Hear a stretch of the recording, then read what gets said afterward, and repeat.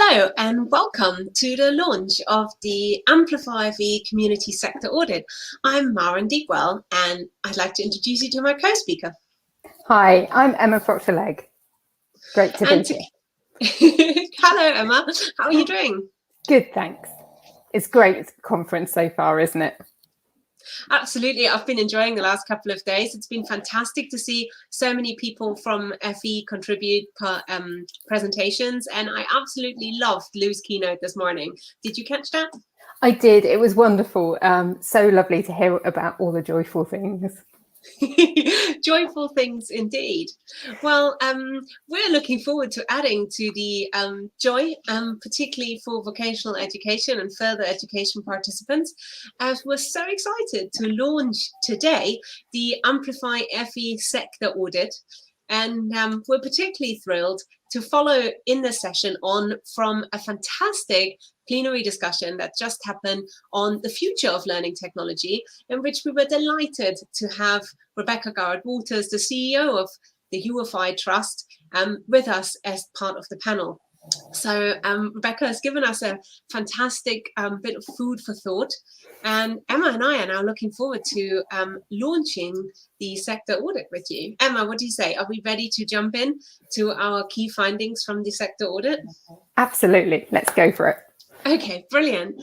So everybody, without further ado, here are our key findings from the 2021 Amplify FE Community Sector Audit.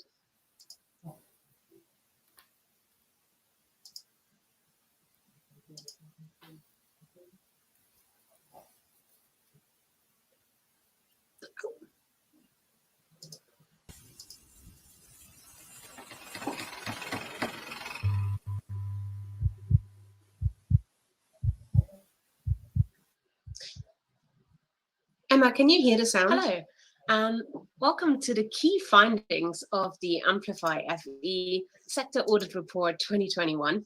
So excited to show you all the different findings and hopefully whet your appetite to read the whole report. The Amplify FE network is led by the Association for Learning Technology in partnership with UFI, the VocTech Trust. We launched Amplify FE in October 2020, and since then, we've connected over 1,000 professionals in further education and vocational education, providing a strong networking community for them to share, collaborate, and learn. This sector audit that we're talking to you about today is a key part of the work that we do to support the sector. Now, when we did our first audit last year, it was very much at the beginning of what was a very dark and turbulent year, one with seismic upheaval for the sector.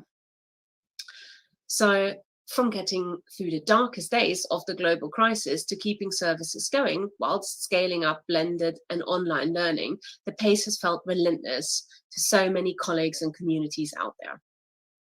In this audit, we feature many grassroots networks and communities who've often had to fill the gaps left by too little funding and lack of formal support, such as grassroots efforts that are really led by passionate individuals who give above and beyond to support their colleagues and learners.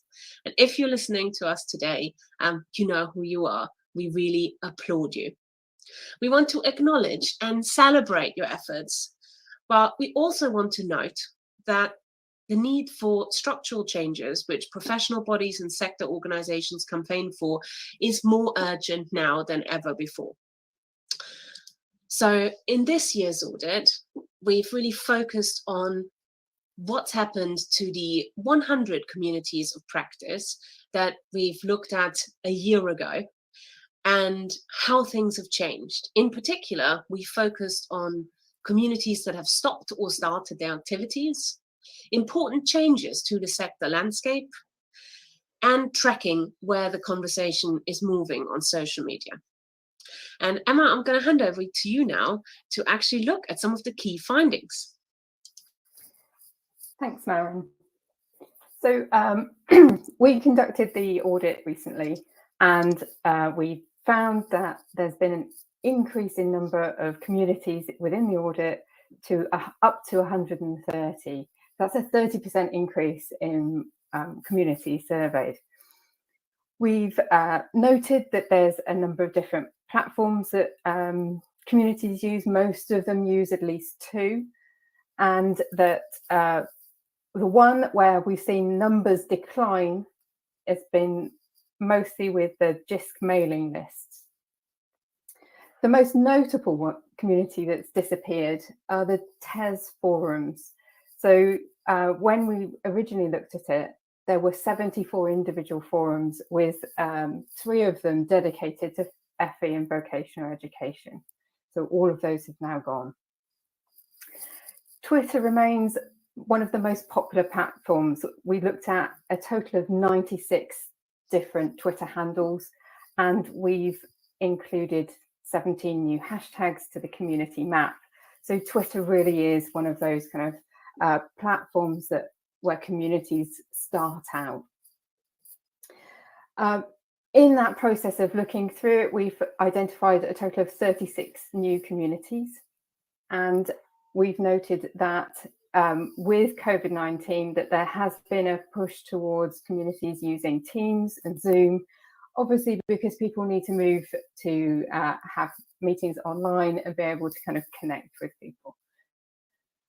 Since the last audit, AmplifyFE has been used across Twitter, LinkedIn and Instagram, and the community has generated a total number of 9,823 tweets, which is absolutely amazing.